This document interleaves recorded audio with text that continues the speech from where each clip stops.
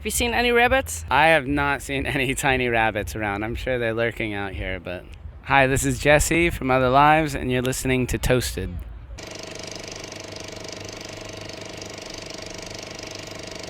So, Other Lives, welcome at Down the Rabbit Hole. Hi, how are you? I'm fine, how are you? I'm good, I'm very good. I'd like to talk about your new album. You moved from small town Oklahoma to Portland.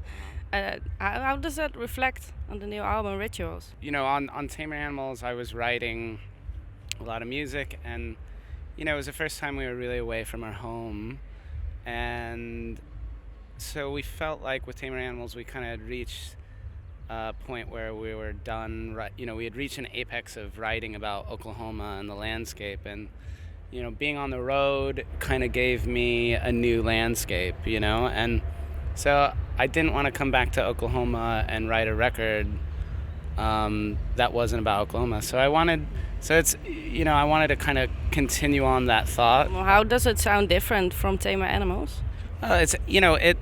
Rituals is almost like a double record, you know. It's kind of a collage of a lot of different songs that I ended up writing around 60 or 70 songs for this record, and I kind of want to reflect that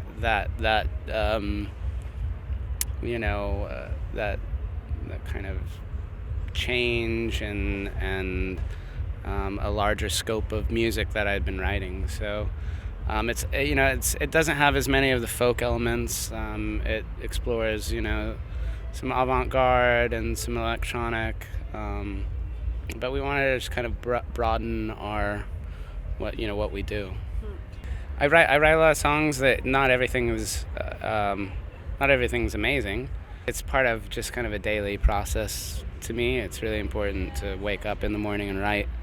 So I don't even necessarily write for a record, but it's just almost that I've been doing it for such a long time. It's just a thing that I need in my life to keep me, you know, grounded. How do you choose which song makes it to the album or which song doesn't?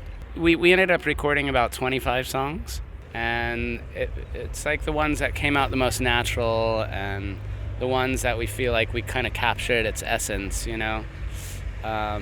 So they kind of present themselves, you know. You kind of like, you know, throw out things, and then the things that kind of stick, you go, that's what it is, you know. I've thought about putting out kind of a large B-side record. You know, from the last two records, we probably have about 40 songs that we haven't released, so it'd be nice to, you know, just throw them on a couple discs, and, you know, maybe they'll get released someday, maybe they won't.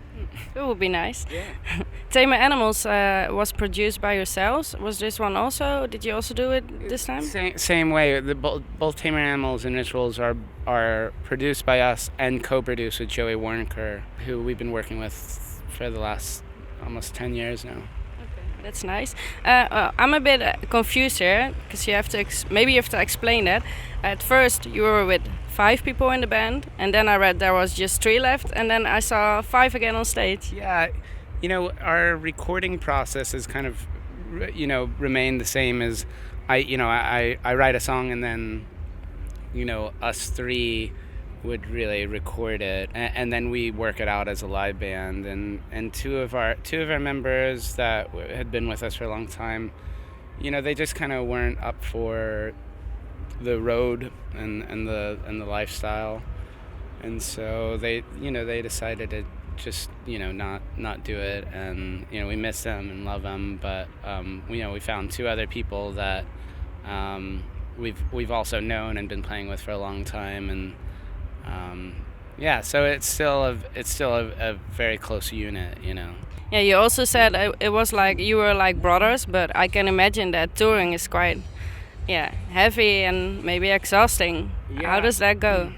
It is. It either like turns you into like a real selfish asshole, or, you know, you become really communal, and it's a strange thing, but, you know, at the end of the day, you there's this thing that you get this release and play in front of people, and so, you know, it's about keeping things in perspective and like knowing that that's the most important thing, and so you got to keep it together to do that thing, you know. And I discovered your playlist with influencers. Oh yeah. It has a lot of great stuff on it. But there was one band that I was a little bit surprised about, which was Suicide. So what's Suicide doing on that list? Do you know what? I'd never actually heard any of their music until John was like, "Oh, check out the song," and I fucking loved it. It was really amazing, and I've been listening to classical music for the last 10 years, and I haven't really peeked my head into the pop world too much or bands, and so it was a really nice surprise. And they're amazing. You can hear so many bands now that have been influenced by them.